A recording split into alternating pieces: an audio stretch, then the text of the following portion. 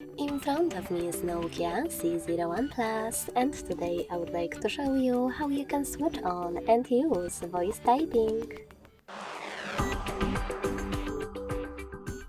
You need to begin by accessing your keyboard and clicking on the microphone icon at the top right corner of it.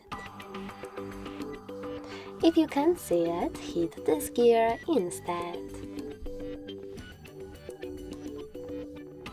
Now you need to click on voice typing and tap on the white switcher next to it to activate it. When it's on, go back to your keyboard. Then click on finally visible microphone.